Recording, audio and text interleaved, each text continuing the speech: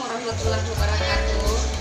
Saya Kepala SD Negeri 13 Cilaku ini akan mengapresiasi kegiatan dari calon guru penggerak kami, yakni aksi nyata berbudaya positif, yang mana di sekolah kami ini ada 3 orang CGP-nya, dan di antara 3 orang itu akan memaparkan satu persatu dari mereka bertiga. Berikut aksi nyata mereka.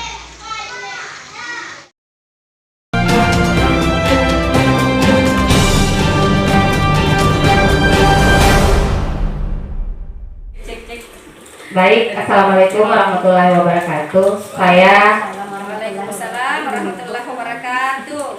Saya Nur Hayana akan membawakan materi selanjutnya, yaitu masih berkaitan dengan budaya positif, yaitu materinya keyakinan kelas, hukuman dan sanksi, kemudian posisi kontrol guru.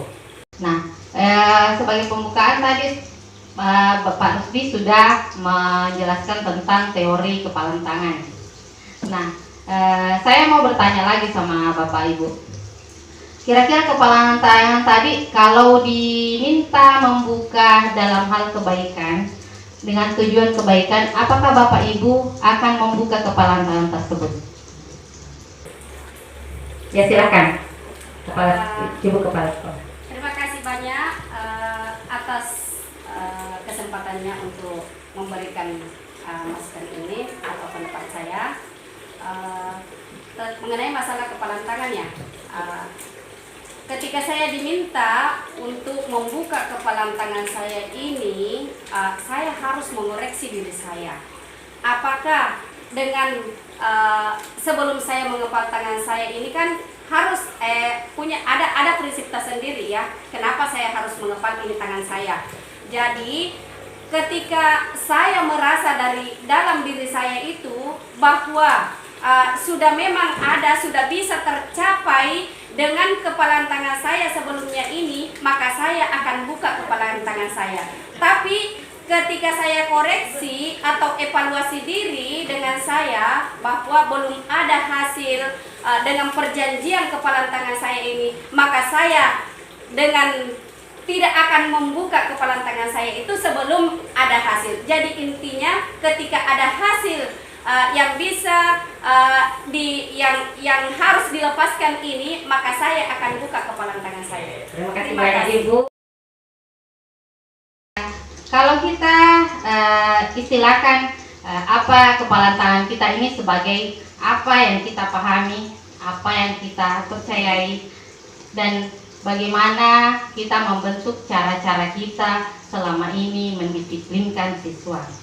Nah, sekarang hadirlah budaya positif. Dan mungkin sudah sering kita lakukan, tapi mari kita mempelajarinya lebih jauh lagi. Nah, yang saya maksud di sini, anggaplah rujukannya adalah budaya positif yang hadir di sekolah kita. Jadi mungkin yang kita kepalkan tadi adalah pemahaman, keyakinan, dan cara-cara kita serta pengalaman-pengalaman kita yang membentuk karakter kita. Nah, sekarang saat budaya positif ini datang dan tujuannya tentu saja untuk pembelajaran yang berpihak pada murid.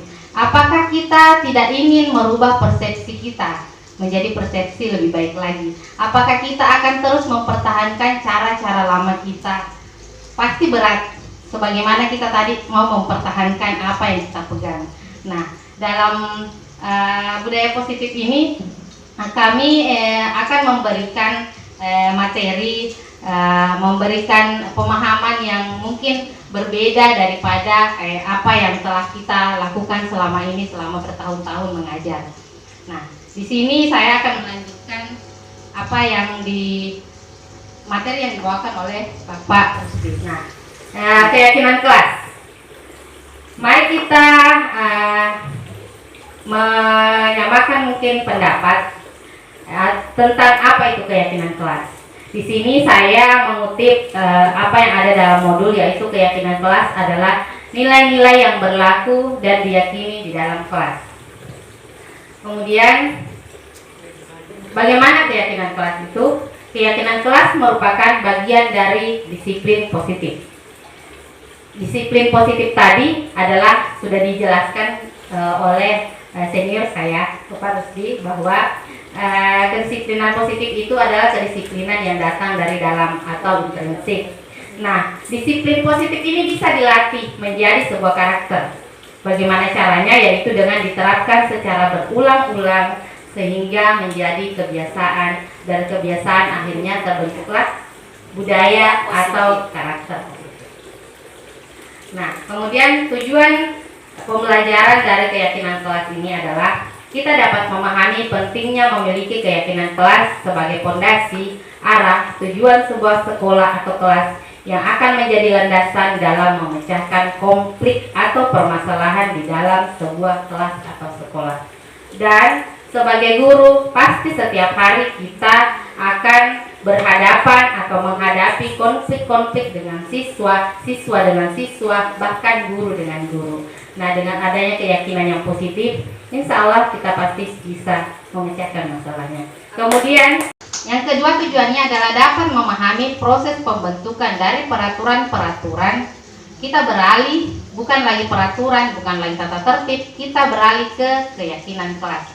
Untuk itu kita harus memahami dulu bagaimana sih keyakinan kelas itu, apa itu keyakinan kelas, kenapa keyakinan kelas terdengar begitu bagus. Oke. Dan selanjutnya tujuannya adalah kita dapat berpikir secara kritis, kreatif, reflektif, dan terbuka dalam mengenali nilai-nilai keyakinan pada lingkungan kita masing-masing. Nah, sebagai pertanyaan pemantik, saya mungkin akan mewakili pertanyaan yang bisa muncul dari adanya keyakinan kelas ini. Apa kata baca di atas? Mengapa harus ada keyakinan kelas? Mengapa bukan tata tertib atau peraturan saja? Bukankah selama ini sudah ada peraturan di sekolah? Apakah itu tidak berlaku lagi? Masih berlaku. Masih. Kenapa?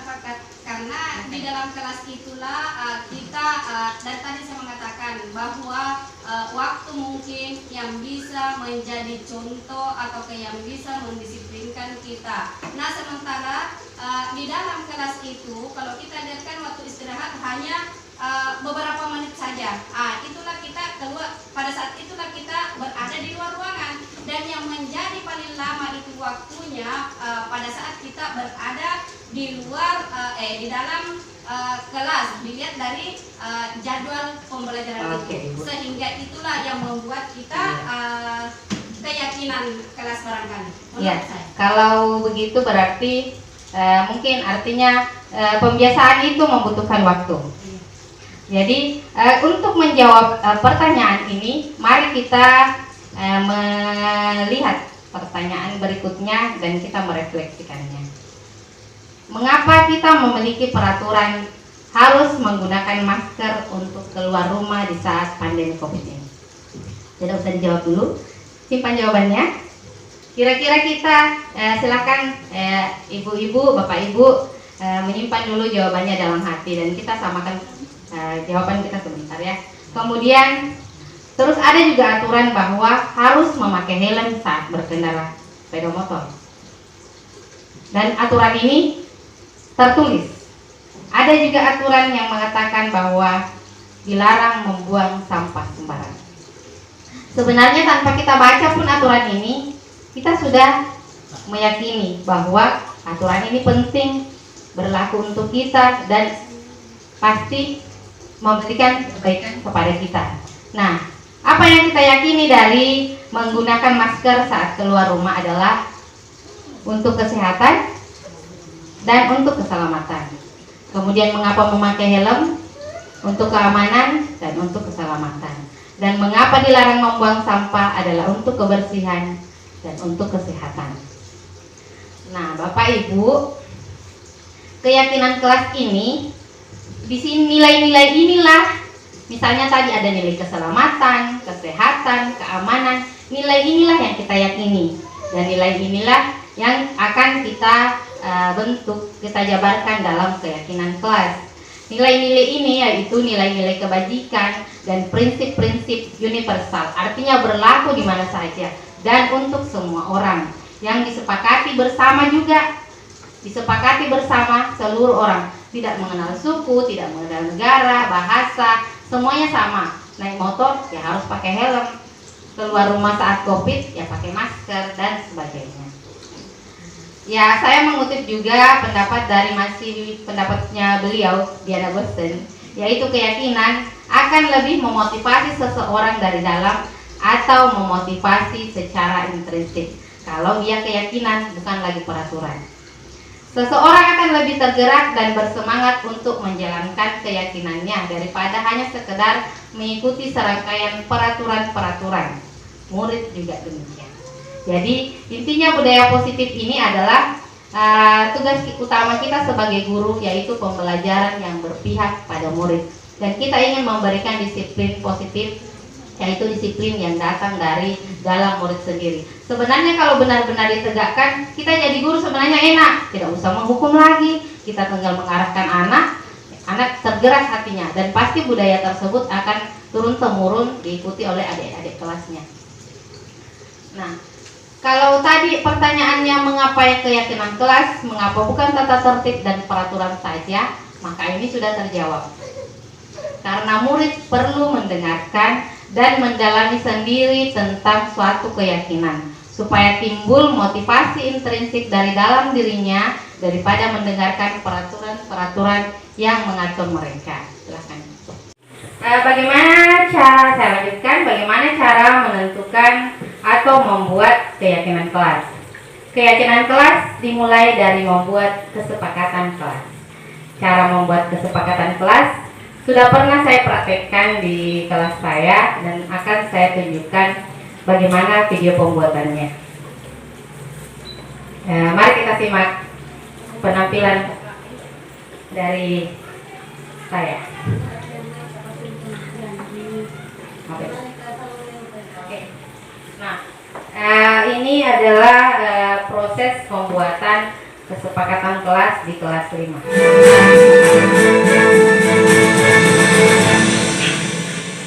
Silakan dituliskan keyakinan kelas apa yang menurut kalian harus berlaku di dalam kelas ini.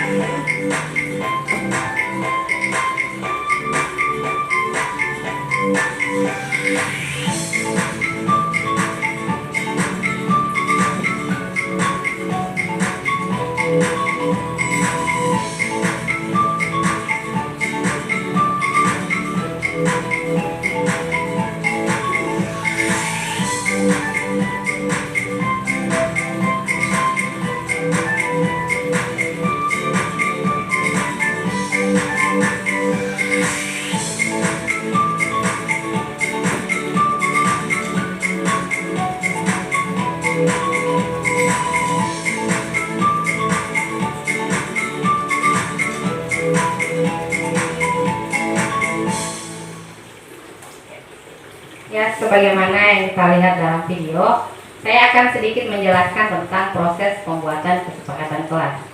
Nah, kalau kesepakatan kelas itu harusnya dibuat oleh murid sendiri, disepakati sendiri, dan ditaati sendiri. Jadi di sini saya membagikan kertas kepada murid-murid, kemudian murid-murid menuliskan sendiri apa kesepakatan kelas yang berlaku di dalam kelas. Nah, setelah itu murid-murid menuliskan kesepakatan kelasnya di papan tulis. Seperti ini kita bisa lihat, ada yang menuliskan bicara tidak boleh kasar, sopan berbicara, kerja tugas tepat waktu. Kemudian ada juga yang kalau main HP tidak boleh tidak main HP kalau belajar, jangan merusak, saling menghargai, dan banyak lagi. Nah, keyakinan-keyakinan kelas ini atau kami sebut kesepakatan kelas ini dirangkum kemudian dibuat sebagai kesepakatan yang berlaku di kelas. Nah, di kelas saya itu berlaku memelihara barang milik sekolah, kemudian saling menghargai, mengembalikan kursi dan meja sebelum pulang, kemudian barang yang dipinjam dikembalikan dengan baik, hadir pulang mengerjakan tugas semuanya dilakukan tepat waktu. Dan saat belajar tidak boleh main HP, tidak boleh makan, tidak boleh bertengkar, tidak boleh mengganggu.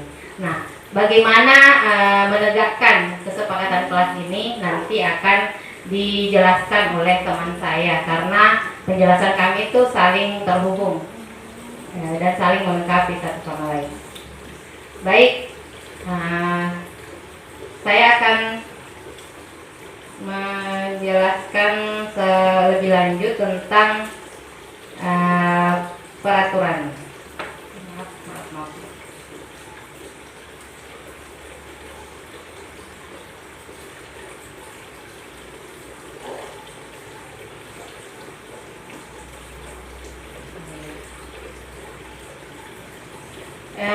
Sifat-sifat dari pembentukan keyakinan kelas, kalau misalnya Bapak Ibu juga mau menerapkan di kelasnya, ada beberapa sifat, yaitu ada 7 bersifat abstrak. Artinya kesepakatan kelasnya dibuat dalam seperti papan tadi, tapi keyakinannya itu tadi bersifat abstrak, misalnya tentang keamanan, tentang menghargai orang lain. Kemudian bersifat universal atau berlaku untuk seluruh orang yang ada di dalam kelas. Kemudian berbentuk positif, mudah diingat dan dipahami, dapat diterapkan.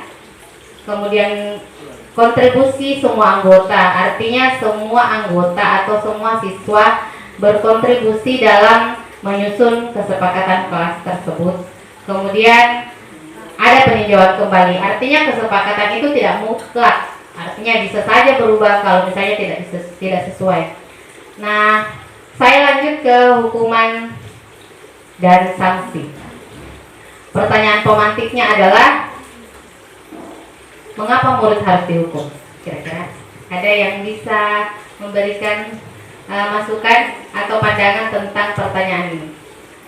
Harus dihukum. Kira-kira Untuk memberikan coba ya, silahkan Ibu Nikma. Karena dia disiplin, contohnya tidak mengerjakan tugas atau ada waktu yang ditentukan untuk mengumpulkan tugas, tapi dia Tidak Nah, tepat sekali Bu. Di sini saya merangkum beberapa jawaban mengapa sih murid harus dihukum. Mungkin untuk menegakkan aturan yang kita buat, supaya murid disiplin tadi seperti Ibu yang Ibu katakan, supaya tidak mengulang kesalahan yang sama, untuk memberikan efek jerah.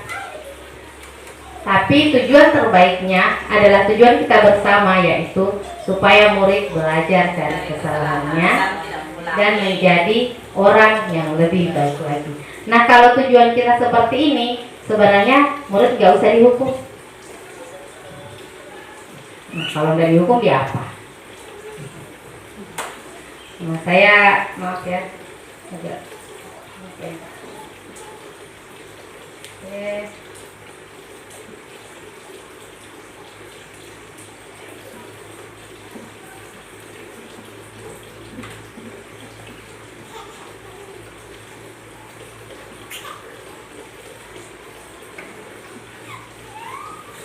Selain hukuman, sebenarnya ada sesuatu yang lebih baik untuk diterapkan, yaitu sanksi. Bagaimana? Mari kita apa terbaca di atas? Di sini ada contoh-contoh tindakan guru. Kira-kira Kira-kira ini adalah bentuk hukuman atau sanksi. Oke. Misalnya yang pertama, mencatat 100 kali di dalam buku kalimat "saya tidak akan terlambat lagi" karena kesalahannya adalah terlambat ke sekolah. Kira-kira menurut Bapak Ibu ini sanksi atau hukuman? Sanksi atau hukuman? Ya. Ya, ada yang bilang sanksi, ada yang bilang konsekuensi, atau ada yang bilang hukuman enggak? ada nggak sanksi-sanksinya? Oke, ada yang bisa memberitahukan saya atau menyampaikan pendapatnya kenapa sih ini disebut sebagai sanksi? Singkat saja Bapak Ibu. Siapa yang mau? Bilang aja.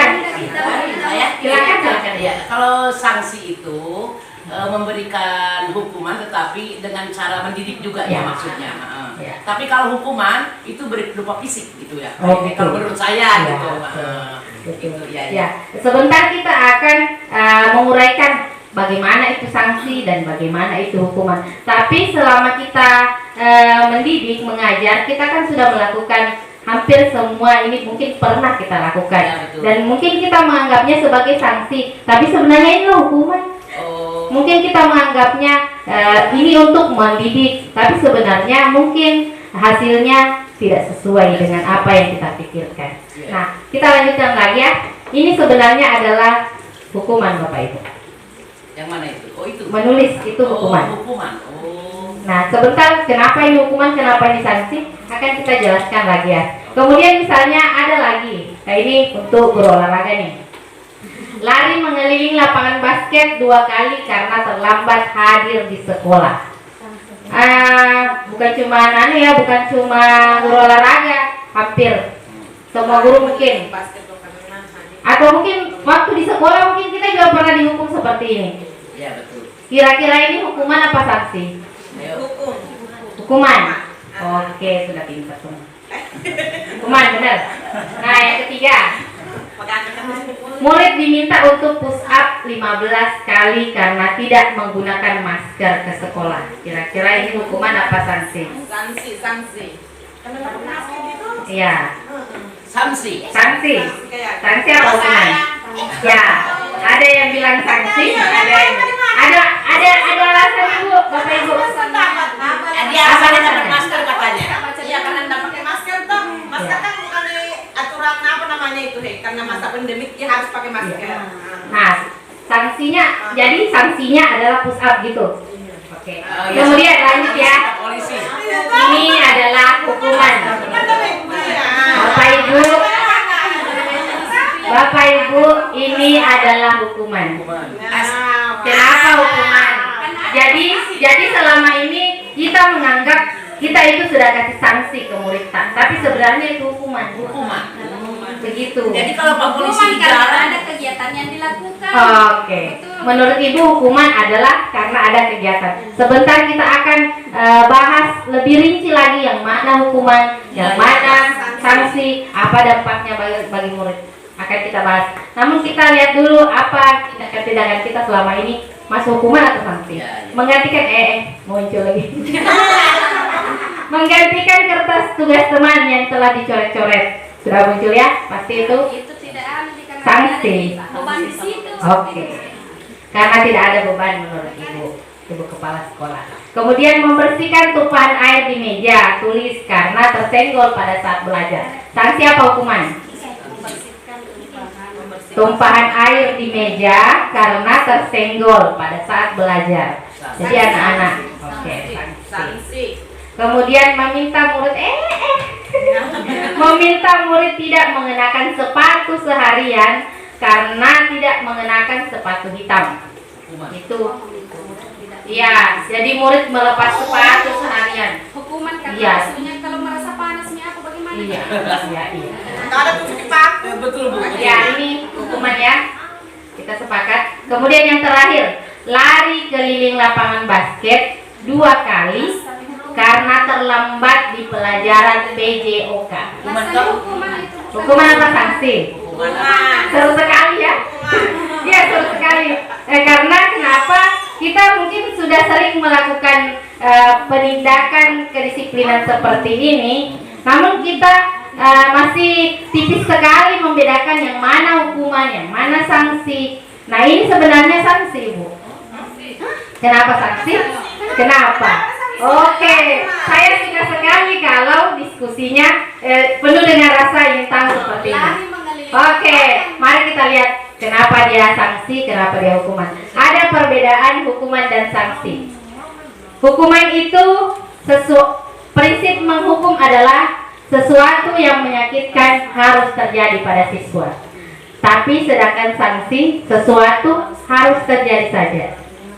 Nah, ketika anak-anak tak berbuat kesalahan atau melanggar peraturan, memang harus ada tindakan. Kalau tidak, pasti anak-anak tak Terus semaunya berulang. Dan untuk apa ada peraturan jika tidak dilaksanakan? Kemudian prinsip hukuman selanjutnya adalah hukuman itu membuat anak-anak sakit. Mungkin sakit hati dalam jangka waktu yang panjang. Sedangkan sanksi membuat anak merasa tidak nyaman saja dan jangka waktunya pendek, hanya pada saat itu. Janganlah sampai bapak ibu itu anak tak lama nih tamat dari sekolah, nah ingat itu dulu guruku udah cubit kak kiri nah, tidak lupa itu saya SMA nih, saya juga pernah dikasih begitu. Begini, ada mereka tidak lupa itu Ibu Haji Sumi. Iya, iya kita lagi saja diingatin guru tak dulu. Kemarin saja waktu di hotel di sana itu Ibu Haji Sumi kan cubit. Gitu. Jangan sampai itu. Tapi tidak dendam. Iya. Kan itu. Jangan sampai kalau dibilang anak-anak tak begitu prinsipnya bahwa dulu guru pun kasih begitu karena mau karena disiplinkan bagus. Tapi kalau dendam ibu itu sana dulu nak cubit kak. Kalau saya ajar ke anak kasih begitu Tommy. Makanya Ada juga yang begitu. Iya. Mereka menghukum saya anak-anak. Nggak boleh ya jadi nggak boleh menghukum tapi harus memberikan sanksi. Betul. Kemudian dengan hukuman anak akan membenci kedisiplinan. Kenapa harus ada peraturan deh? Nah saya saja mungkin begitu pikirannya anak-anak. Tapi dengan adanya sanksi, anak-anak akan menghargai kedisiplinan. Karena sanksi ditegakkan, kedisiplinan ditegakkan dengan sanksi. Dan sanksi dan hukuman biasanya itu hukumannya tidak nyambung dengan kesalahan. Sementara sanksi sesuai untuk menebus kesalahannya. Biasanya seperti itu. Contohnya bahwa menumpah itu harus. Iya, betul sekali. Jadi menumpahkan air karena dia yang salah, dia yang menumpahkan, dia harus membersihkan. Jangan sampai dia merugikan temannya. Kemudian hukuman bersifat memaksa, sedangkan sanksi adalah stimulus respon. Artinya itu tadi ada stimulus, ada yang terjadi dan ada respon atau reaksi sebagai tanggapannya. Kemudian hukuman itu mendorong anak untuk menyakiti diri sendiri. Sedangkan sanksi mendorong anak mudah menyesuaikan diri. Kenapa? Kalau anak-anak sudah biasa terhukum, nanti ketika besar mungkin dia melakukan kesalahan, dia menghukum dirinya sendiri. Ada mungkin biasa dilihat di film-film, anak-anak sering dihukum sama orang tuanya. Masuk kamar mandi. Dan apa yang dilakukan di dalam mungkin menyakiti diri sendiri dan seperti itu. Dan hukuman itu tadi dia menyesuaikan diri dengan kesalahan. Dia akan membenarkan sendiri perilakunya. Oh, di sini kesalahanku. Artinya dia bisa mengintrospeksi diri.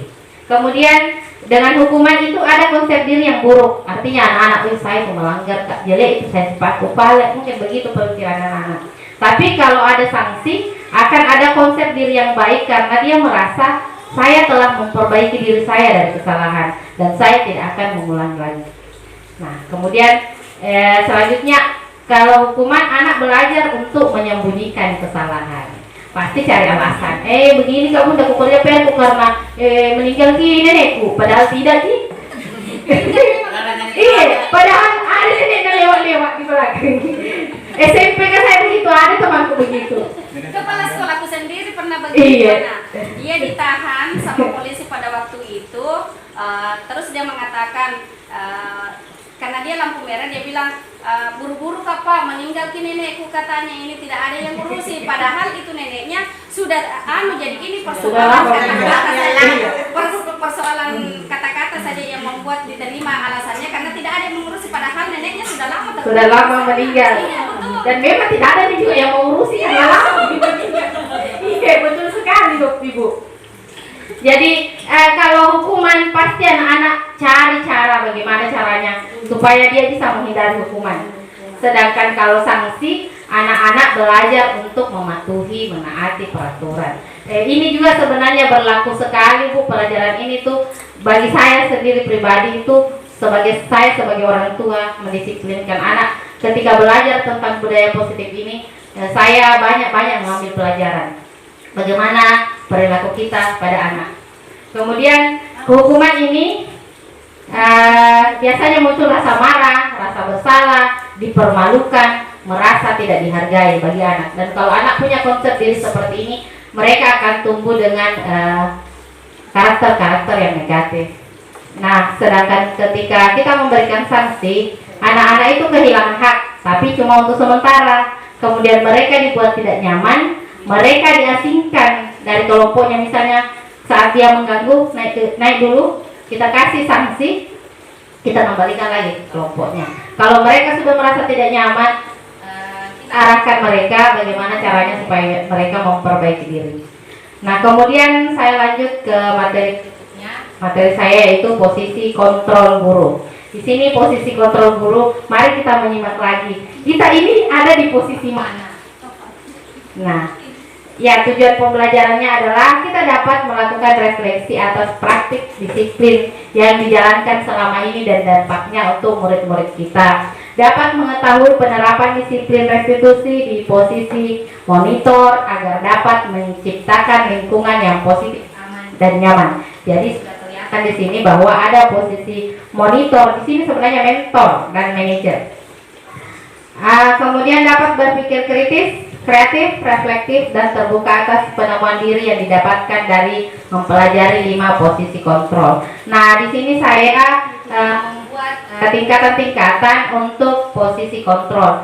Tingkatan paling bawah itu adalah penghukum, dan itu mungkin yang paling tidak disukai juga oleh murid, dan paling capek juga kalau kita menjadi penghukum.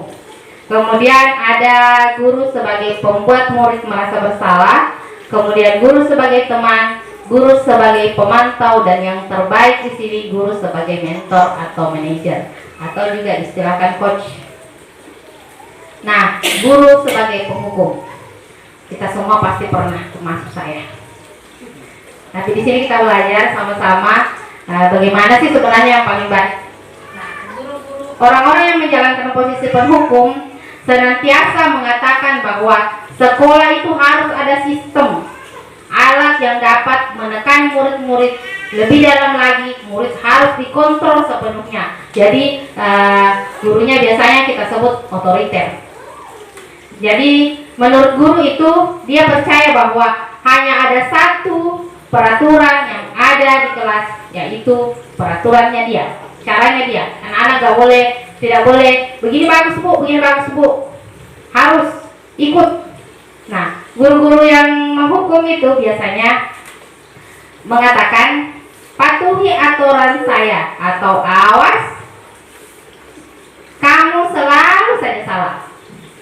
Selalu, pasti selalu, kau lagi yang berbuat salah. Nah, kemudian ada lagi posisi berikutnya, yaitu guru pembuat orang merasa bersalah. Jadi sebelumnya mungkin saya mau mengatakan bahwa saya duduk di sini bukan menggurui, tapi saya belajar juga menjadi guru yang lebih baik lagi. Dan saya cuma menyampaikan materi. Jangan sampai nanti dia bilang, ya itu Ibu Ana begitu biasa. Ya, jadi di sini saya juga belajar, dan saya juga baru menerima materi seperti ini, dan sekedar membagi apa ilmu yang telah kami dapatkan dari pendidikan kami. Kemudian posisi berikutnya itu posisi pembuat orang merasa bersalah. Jadi ada juga posisi guru itu selalu menunjukkan betapa capeknya dia mengajar, betapa banyak yang sudah dia lakukan untuk murid, tapi itu murid seolah-olah bilang tidak ada tanggapannya, tidak ada responnya, tidak ada itikat baik murid kepada apa yang telah dilakukan gurunya. Nah, biasanya guru-guru ini akan bersuara dengan lembut, membuat orang merasa bersalah, dan menggunakan keheningan sesaat, sehingga orang lain merasa tidak nyaman, bersalah, atau rendah diri. Nah, kata-kata yang muncul itu akan seperti, Ibu sangat kecewa sekali dengan kamu, atau berapa kali Ibu harus bilang, berapa kali Ibu harus memberitahu kamu ya, atau bagaimana coba kalau orang tua kamu tahu kamu berbuat begini, kamu ini mau jadi anak seperti apa, mau kok jadi apa nanti kalau besar kok. Banyak yang begitu, termasuk saya. Tapi sebenarnya intinya mungkin lihat murid tak baik, tapi mungkin cara-cara yang kita gunakan mungkin belum sepenuhnya tepat, walaupun niatnya baik. Nah, selanjutnya ada guru sebagai teman. Saya sering melakukannya, dan ternyata masih juga ada kekurangannya. Nah, kalau guru sebagai teman itu guru pada posisi ini tidak menyakiti murid, namun tetap berupaya mengontrol murid melalui persuasi. Posisi teman pada guru bisa negatif ataupun bisa positif. Posisi di sini berupa hubungan baik yang terjalin antara guru dan murid. Guru di posisi teman menggunakan hukuman baik dan humor untuk mempengaruhi seseorang. Jadi seolah-olah di sini murid dan guru itu akrab sekali, seolah tidak ada batas. Nah, guru cara ngomongnya sama siswa itu kayak teman. Jadi kalau menyuruh juga kayak teman. Itu dulu anak. Tapi jadi responnya anak kayak ini, kekurangannya anak kayak agak patotoa, jadi istilata. Nah, biasa kalau begini anak kurang menghormati gurunya. Nah, di sini kata-kata yang muncul dikutip dalam modul itu, ayo bantulah demi Bapak.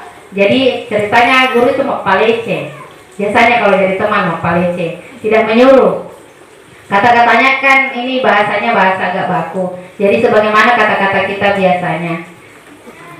Kemudian ada guru sebagai pemantau. Di tingkatan yang lebih tinggi lagi ada guru pemantau, itu biasanya memonitor atau mengawasi. Jadi guru pemantau itu punya kriteria penentuan khusus bahwa kalau begini itu nak, sebegini itu kunilaikan ki, kalau begini itu guys tak sebegini itu kasihkan ki nilai, kalau suka ki lan di situ ku poin ki itu begini.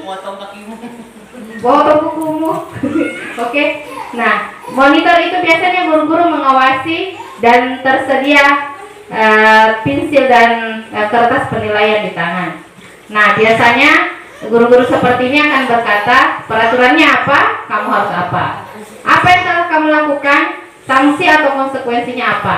Nah, ini sudah lebih baik daripada posisi-posisi sebelumnya, tapi masih juga ada kekurangan dari posisi kontrol ini. Coba saya bahas.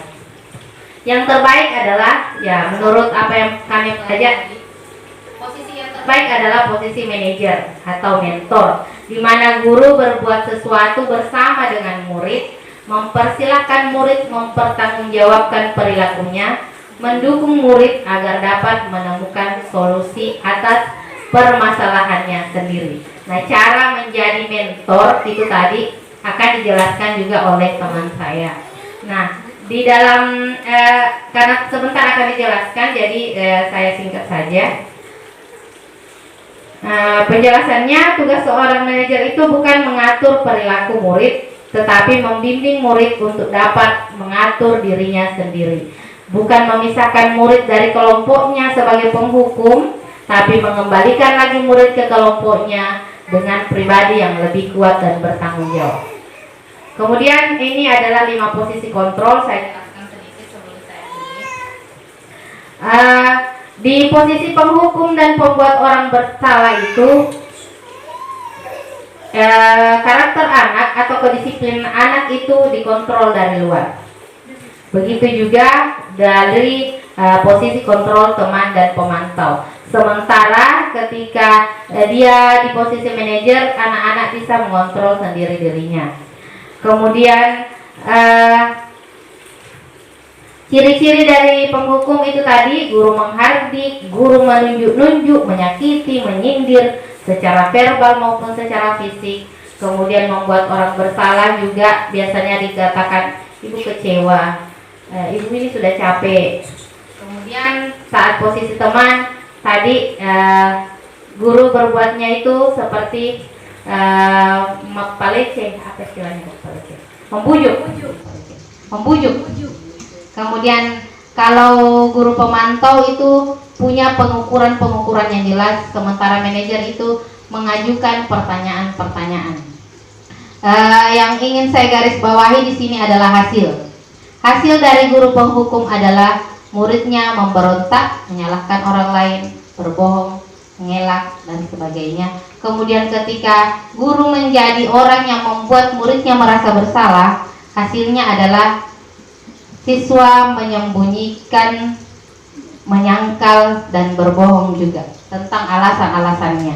Kemudian ketika dia menjadi guru bertindak sebagai teman, hasilnya adalah murid bergantung kepada guru. Murid tidak mandiri. Kemudian ketika pemantau, murid menyesuaikan diri bila diawasi, sebagaimana kita kalau ada polisi pakai helm, Kalau tidak ada polisi tidak pakai helm. Kemudian posisi kontrol manajer itu hasilnya adalah penguatan pribadi karakter siswa. Saya akhiri materi saya dan akan dilanjutkan oleh teman saya, Ibu Amriani.